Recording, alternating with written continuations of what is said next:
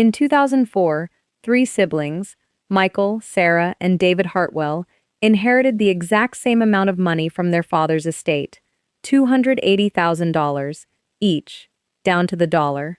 20 years later, one of them is financially comfortable but hasn't spoken to one of his own brothers in over a decade. One of them is still living paycheck to paycheck in the same small Ohio town where they grew up.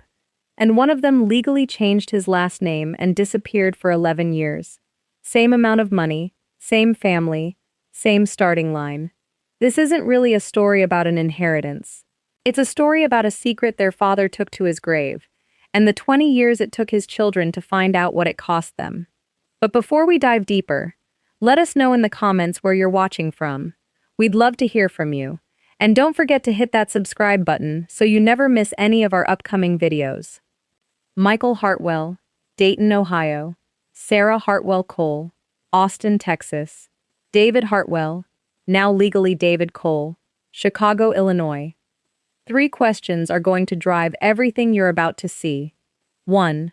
What really happened in Dayton the year their father died? 2. Why David left and why he changed his name. 3. What secret didn't come out until 2024, 20 years after the money was split? Keep those 3 questions in the back of your mind, because every answer connects back to a single decision their father made. A decision none of his children understood until it was almost too late to matter. Here's where it starts.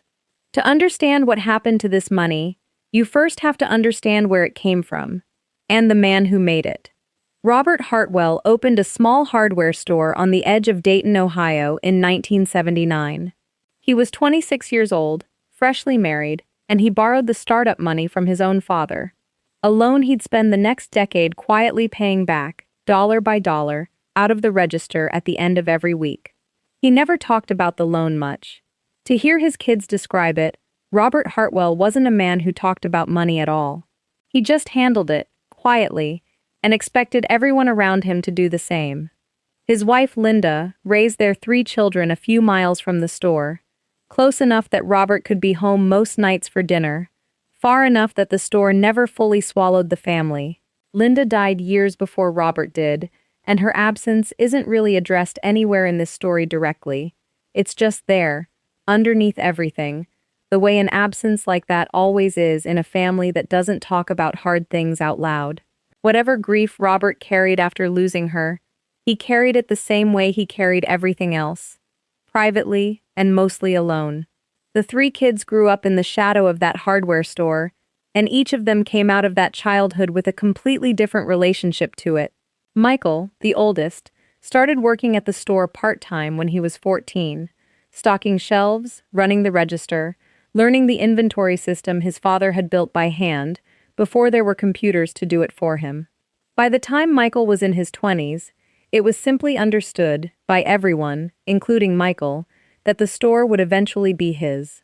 Nobody ever sat him down and said it in so many words. It was just the kind of assumption that gets built quietly over 15 years of showing up. Sarah, the middle child, had a different relationship with Dayton entirely. She loved her father, but she didn't love the town, and she definitely didn't love the idea of spending her life working for him. From the time she was a teenager, she talked about leaving, about building something that was entirely hers, something nobody could say she only had because of who her father was. Later, she'd describe it this way to a friend. She didn't want to inherit success. She wanted to earn it, somewhere far enough away from Dayton that nobody could tell the difference. David, the youngest, occupied a strange position in the family that neither of his siblings ever fully appreciated at the time. He was well-liked, genuinely, by almost everyone who met him, but inside the family, he was treated as the one who wasn't quite serious. Not lazy, exactly. Just not someone anyone expected much from, in the way that youngest children in ambitious families often aren't. Michael managed the store's future. Sarah managed her own escape plan. David mostly just showed up, likable and a little restless, without anyone asking him what he actually wanted. To understand how differently these 3 children experienced the same household, it helps to look at one ordinary week, the kind nobody thought to remember at the time. In the fall of 1994, Robert asked all three of his kids to help take inventory at the store over a weekend. Michael showed up Friday night and stayed until closing Sunday, cross-checking every shelf against the ledger, the way his father had taught him. Sarah showed up for exactly the hours she'd agreed to, and not a minute more, already sketching out, on a legal pad in the break room, a logo for a company that didn't exist yet. David showed up late both days, made every customer who walked in laugh, sold more merchandise off the floor in casual conversation than either of his siblings did all weekend, and never once looked at the ledger. Robert never said which approach he valued more. He didn't have to. Michael assumed he knew. That assumption hardened over the following decade. By his late 20s, Michael had turned down 2 job offers in nearby Columbus because he didn't want to be out of position when his father finally handed over the business. He mentioned this to almost no one at the time, not because it was a secret, but because it didn't need saying. Everyone, including Robert, seemed to understand it the same way. Sarah's departure plan, meanwhile, was less a single decision than a slow accumulation of small ones. She took a marketing job in Columbus after college, instead of Dayton. She stopped coming home for every holiday. She started saying, at first as a joke, and then not as a joke at all, that she'd rather build something small that was entirely hers than inherit something large that would always be partly her father's. Robert never argued with her about it. Those who knew him well say he seemed, if anything, quietly proud of her for wanting to leave, though he never told her that directly. David's restlessness, by contrast, was mistaken by nearly everyone, including eventually David himself, for a lack of seriousness. He drifted through 2 years of community college without finishing a degree. He worked odd sales jobs around Dayton, good at all of them, committed to none of them. Michael, in particular, developed a habit of describing David to other people as still figuring it out, a phrase that, repeated enough times over enough years, becomes something closer to a verdict than a description. Here's a detail that meant almost nothing at the time, but matters enormously now. Not long before Robert Hartwell died, he said something strange to a family friend, a man named Walt, who'd known Robert since before any of the kids were born. The two of them were sitting in the back office of the store, going through paperwork Robert had been putting off for months, when Robert set down his pen and said, almost offhand, "I split it even between the 3 of them, even though only one of them really knows why." Walt asked him what he meant. Robert didn't answer directly. He said something about wanting things to be fair, in a way that even he seemed to know wasn't a complete answer, and then changed the subject entirely. Walt didn't think much of it at the time. He assumed Robert meant something simple, something about fairness, the way parents often talk in vague, sentimental terms near the end of their lives. It would take 20 years and a great deal of pain before anyone understood what that sentence actually meant, and why Robert chose those particular words instead of simply explaining himself while he still had the chance. Robert Hartwell died in 2004, at the age of 71, in Dayton, Ohio, the same town where he'd built everything, and the same town where, whether his children knew it yet or not, he'd also buried something. The will reading happened about 6 weeks after the funeral, in a lawyer's office 2 blocks from where the hardware store used to stand. All 3 siblings were there, sitting in the same order they'd sat in as children at their father's dinner table, without anyone consciously arranging it that way.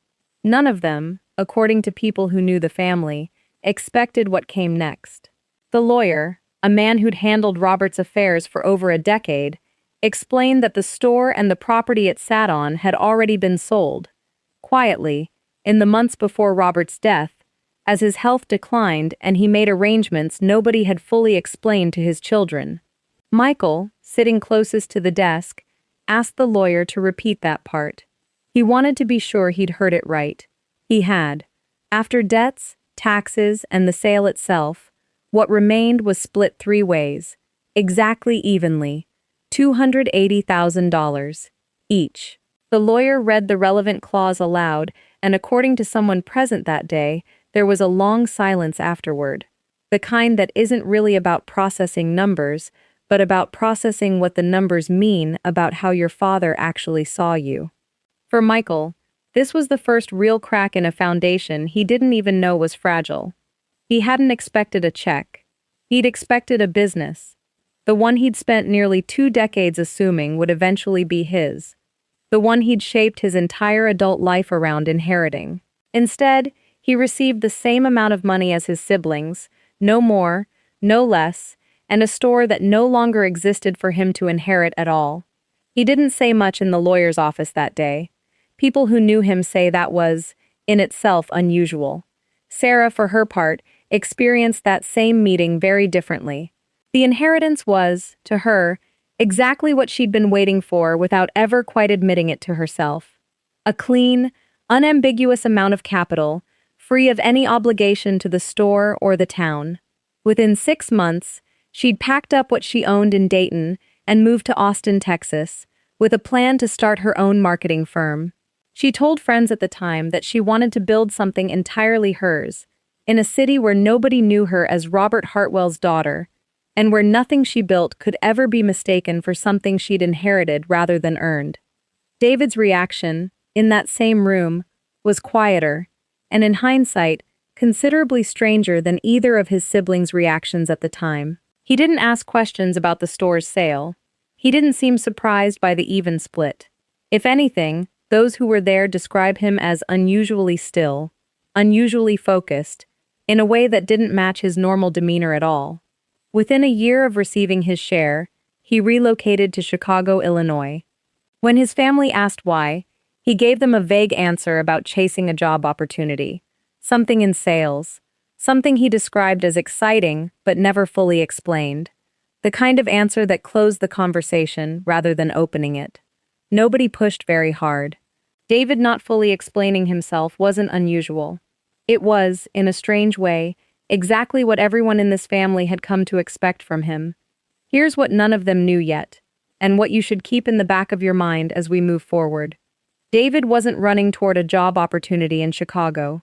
He was running from something his own father had done, something David had only just learned about in the weeks after Robert's death, while doing something neither of his siblings thought to do themselves. And it's something he'd decide, almost immediately, that he would never tell either of them. For the first few years after the inheritance, the 3 Hartwell siblings' lives moved in 3 very different directions, and the gap between them started small enough that nobody noticed it widening until it was already too wide to close easily.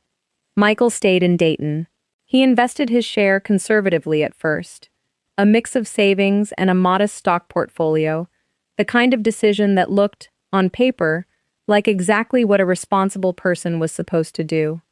For about 18 months, that's exactly what it looked like from the outside. He kept his job at a regional distribution company, kept his routine, kept his head down. But in 2006, a childhood friend named Danny approached him with an opportunity to invest in a used car dealership expansion 2 towns over. Michael, still privately stinging over losing the store he'd expected to inherit, saw it as a chance to finally build something of his own, the way Sarah had done in Austin, the way he suspected David was doing in Chicago. He put in nearly 1/3 of his remaining inheritance, a number he never told either of his siblings at the time, and one he still hasn't told them the full details of, even now. The partnership went wrong slowly, the way most failing businesses do. Bad inventory decisions in the first year. A location that never generated the foot traffic Danny had projected.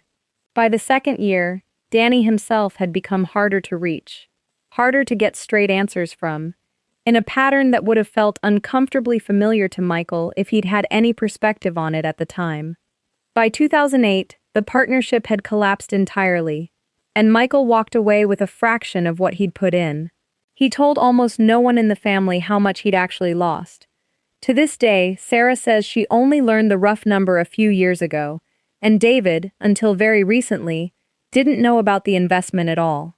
Sarah's path in Austin wasn't a straight line either, despite how it might look from the outside today. Her marketing firm struggled for the better part of 2 years. She worked out of a shared office space with 3 other small businesses, took on clients well below what her work was actually worth just to keep the lights on, and there were months, she'd later admit this to almost no one, when she seriously considered giving up and moving back to Ohio, telling herself it had been a nice idea that simply hadn't worked out. What kept her going, she said since, wasn't confidence. It was a refusal to be the sibling who went home and admitted her father's shadow had been too big to escape after all. It wasn't until around 2008 that the firm finally started gaining real traction, landing a handful of local Austin clients whose word-of-mouth referrals gave her the reputation and the pipeline she needed to actually grow. By 2010, she'd hired her first full-time employee. It was a slower, harder climb than anyone in Dayton ever fully understood, because Sarah, true to form, never called home to describe the struggling years in any real detail. She only called home once things were already going well. David, in Chicago, went quiet in a way that unsettled both of his siblings without either of them quite naming it out loud at the time. Phone calls became less frequent, once a week, then once every few weeks, then only around holidays. When Michael or Sarah did reach him, his answers about work, about money, about his life in general, were vague in a way that felt different from his usual easygoing vagueness. The old David had been vague because he was relaxed, unbothered, living in the moment. This new vagueness felt guarded, deliberate. Something had changed, and neither of his siblings could put their finger on what, exactly, though both of them, separately, mentioned to friends around this time that something about David's calls felt off. The first real rupture between the siblings came in 2007. David called Michael late on a Tuesday night and asked for a loan. Not an enormous amount, several $1,000s, but not nothing either, framing it as something temporary, just until things stabilized. He didn't explain what things were, and when Michael pressed him, David only repeated that it was complicated and that he'd explain everything once it was resolved. Michael, still bitter about the store, still nursing the wound of watching his own investment with Danny collapse around the same time, refused. He'd later describe his reasoning this way, more than once, to more than one person. He didn't have it to spare, and he wasn't going to bail out a brother who wouldn't even tell him what the money was actually for. At the time, it felt to Michael like a reasonable boundary. In hindsight, it's the decision he spent the most years of his life quietly re-examining. It's worth pausing here to describe what David's actual life in Chicago looked like during this period, because it doesn't match the picture either of his siblings had in their heads. He wasn't living extravagantly, and he wasn't living like someone hiding from consequences either. He rented a small one-bedroom apartment not far from downtown Chicago, worked steadily at a sales job with a regional equipment distributor, and by most accounts from people who knew him there, lived a fairly ordinary, even modest life. He wasn't spending his inheritance on himself. Co-workers from that period remember him as reliable, well-liked, and quietly private about anything to do with his family back in Ohio, the kind of private that colleagues eventually just stop asking about.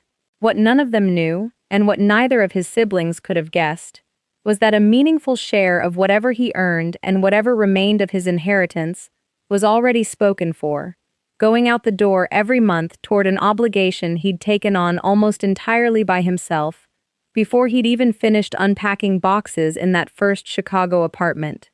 Sarah, from Austin, tried to mediate, the way she'd end up doing more than once over the following years. She ended up in the middle of both of them, hearing Michael's frustration on one phone call, hearing David's evasiveness on another, and having no real way to bridge the two, because she didn't know the full truth herself. Old voicemails from this period, saved years later almost by accident on an external hard drive Sarah forgot she still had, capture the tone of that stretch better than any summary could. Michael's messages growing shorter and colder over time, David's growing more distant and less specific with every call.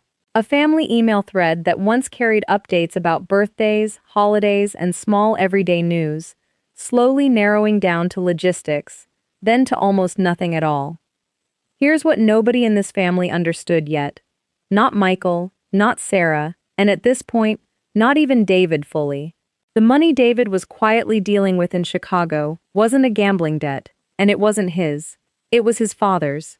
A debt Robert Hartwell had secretly co-signed years before his death, one that would have threatened everything the family believed about him if it had ever become public in Dayton. In about 10 minutes, you're going to find out exactly what that debt was, and why finding out is going to change who you think the responsible sibling in this story really was. By 2011, the distance between the three siblings had been building for years, mostly in silence, mostly unspoken. Thanksgiving that year would be the last time all three of them were in the same room together for over a decade. David had flown back to Dayton for the holiday, his first visit home in almost 2 years. Sarah flew in from Austin the same week, her firm finally stable enough that she could take a few days away. According to 2 people who were in the house that evening, the dinner itself started normally enough. Strained, careful, full of the kind of small talk families use to avoid larger subjects, but normal. It was afterward, in the kitchen, doing dishes, that things fell apart. Michael confronted David directly about the money. A rumor had reached him a few months earlier, through a mutual acquaintance who'd relocated from Dayton to Chicago for work, that David had used a significant portion of his inheritance to pay off a debt tied to some kind of Chicago associate. Nobody who repeated the rumor to Michael had the actual details. But in a family already worn thin by years of unexplained distance and vague phone calls, the rumor filled in its own worst-case blanks without anyone needing to confirm a single fact. Gambling. Something disreputable. Something that would finally explain the silence and the evasiveness of the previous 4 years. Standing at the sink with a dish towel still in his hand, Michael asked David outright whether it was true. David went quiet, the same guarded quiet that had crept into his phone calls for years, and didn't deny that money had changed hands. What he didn't do, not that night, and not for another 13 years, was explain why. Sarah, drying dishes a few feet away, found herself standing in the middle of both of her brothers for the second time in this story, in almost exactly the same position she'd occupied by phone back in 2007. This time, though, she wasn't just caught between them. She said something in the heat of the moment, something aimed, by most accounts, at both of her brothers at once, about being tired of always being the one who had to hold the family together, while the 2 of them refused to just talk to each other, that she would spend years regretting. Exactly what she said isn't something she's ever repeated publicly, even now, all these years later. What she will say is that it was the kind of sentence that can't be fully taken back once it's out in the air, no matter how many years pass afterward, and no matter how many times you wish you could. By the end of that night, David had left the house without finishing the conversation, and this time, he wasn't coming back. Not to that house for the holidays, and for a long stretch of years afterward, not really to this family at all. Within 2 years, the man who walked out of that kitchen in Dayton, Ohio, would no longer legally be David Hartwell. 20 years after the inheritance was split, here's where each of the 3 siblings actually landed. Michael is still in Dayton. Financially, he's modest but stable. Not wealthy, not struggling, just steady, the way he always assumed he'd be. What he's carried for close to 2 decades isn't financial hardship, it's guilt. Quiet, private guilt over a phone call he never returned in 2007, and a question he's never been able to fully answer for himself. Did refusing that loan push his brother away for good? Sarah's marketing firm in Austin is, by almost any outside measure, a genuine success. The house in the hills you saw at the very start of this video, that's hers, built on nearly 2 decades of work she did entirely on her own terms, exactly the way she once told a friend she wanted to. But success didn't heal what happened in that kitchen in 2011. She hasn't spoken to David in over a decade, and her relationship with Michael, while intact, has never fully recovered its warmth either. David, now legally David Cole, has built a quiet, private life in Chicago, Illinois. Not a hidden life, not a life on the run, just a life he built apart from a family he decided, 13 years ago, he needed distance from. Now, here is the truth that took 20 years to surface. David wasn't paying off a gambling debt in Chicago. He was paying off a debt his own father, Robert Hartwell, had secretly co-signed years before his death. A debt tied to a business decision Robert had made privately, sometime in the early 1990s, one that, if it had ever become public in Dayton, would have damaged everything the family believed about the man who built that hardware store from nothing. The details, as David eventually laid them out, go back further than anyone in the family realized. In the early 90s, Robert had co-signed a loan for a longtime friend and fellow small business owner in Dayton, a decision he apparently never told Linda and never told his children, likely because the friend's business was struggling in ways Robert didn't want to acknowledge, even to himself. When that friend's business ultimately failed years later, the obligation for the remaining debt landed, quietly and legally, on Robert. Rather than let it become public knowledge in a town where his own reputation and the store's reputation were essentially the same thing, Robert spent years servicing that debt privately, out of funds his own children never saw or knew about, right up until his death in 2004. David found out about this debt in the weeks immediately after his father's death, while helping sort through Robert's private financial records Michael and Sarah never saw, because David, without ever discussing it with either of them, quietly took on the task of handling their father's paperwork alone. Nobody assigned him that task. He simply did it, the way the youngest child in a family sometimes does the unglamorous work nobody else volunteers for. Buried in a folder of correspondence with a small regional bank, he found the original co-signed loan documents, along with the outstanding balance and a series of increasingly urgent letters from the lender. He made a decision, in those first raw weeks of grief, that his siblings would never know what he'd found. He used a significant portion of his own inheritance, nearly all of it, in fact, far more than the modest loan he'd later ask Michael for, to make the remaining debt disappear entirely, working directly with the bank and a lawyer in Chicago he'd found through a coworker, before anyone else in Dayton ever had a chance to learn the debt existed at all. His silence over the following years wasn't guilt over something he'd done wrong. It was protection, for a father who was no longer alive to explain himself, and for two siblings who, in David's mind, had built their entire understanding of Robert Hartwell around a version of him that wasn't quite complete. Telling Michael or Sarah would have meant telling them that the store, the reputation, the entire quiet legend of their father as a self-made success, had a chapter in it he'd hidden from all of them, including his own wife. David decided, alone, in his mid-20s, that this wasn't his story to tell. The name change, years later, wasn't an admission of shame. It was distance from a secret he had never asked to carry by himself, and had carried, in total silence, for over a decade. And here is the second twist buried inside the first one. Michael, the sibling everyone, including Michael himself, always assumed was the responsible one, has spent 17 years believing that a single decision in 2007, refusing to help his brother with a debt he didn't understand, is what broke this family apart for good. He didn't know what he was refusing to help with.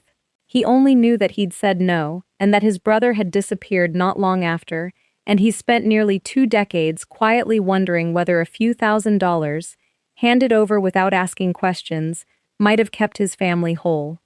In 2023, Michael and David spoke to each other for the first time in over a decade. It wasn't a dramatic reunion, it was a phone call. Awkward, careful, unfinished in a lot of ways. It isn't a full reconciliation, even now. It's a start. Maybe nothing more than that, yet. But after 20 years, for this family, a start is not nothing. Here's what this story is actually about, once you take the money out of it. $280,000, split 3 ways, didn't divide the Hartwell family. It exposed wounds and secrets that were already there, quietly waiting for a reason to surface. The money was never the fault line. It was just the pressure that finally found it. Think about what each sibling actually needed from their father, underneath the surface of what happened with the money. Michael needed the business itself.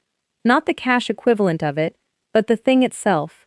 The continuation of an identity he'd spent 2 decades building around being the son who'd take over. When that was taken away and replaced with a check, No amount of money could have actually replaced what he lost, because what he lost wasn't financial. Sarah needed permission, implicit, unspoken permission, to leave Dayton and build something of her own, without it being read as a rejection of her father or her family. She got that permission in the end, but she spent years unsure whether she actually had it, because nobody ever said it to her directly. And David needed something almost nobody in this story gets to ask for: forgiveness in advance, for a secret he didn't even know yet that he'd eventually be asked to carry entirely alone. Robert Hartwell split his estate evenly because, as far as anyone can tell, it was the only way he knew how to be fair to 3 children he loved unevenly.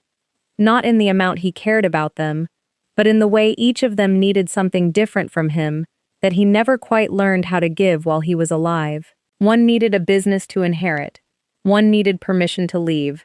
One needed protection from a truth he never got the chance to explain himself. An equal check was the only language Robert had for a set of debts that were never really about money at all. It's worth asking, honestly, whether Robert made the right call by staying silent about his own debt for all those years, and by leaving his youngest son to discover and resolve it alone, rather than explaining it himself, while he still had the chance. Reasonable people who've heard this story disagree about that. Some see a father trying, however imperfectly, to protect his family's name and his wife's memory of him. Others see a man who passed his own unfinished business onto a 20-something son who never should have had to carry it. Both of those things can be true at once, and this family has spent 20 years living inside that exact tension. Was this ever really about the money, or about what Robert Hartwell never told his own children? Would you have forgiven David? Would you have forgiven Michael? If you were Sarah, caught in the middle of both your brothers for 20 years, carrying a version of the truth that was never fully yours to carry either, what would you have done differently? Tell us in the comments. Subscribe for more animated stories about money, relationships, family, and the choices that change everything.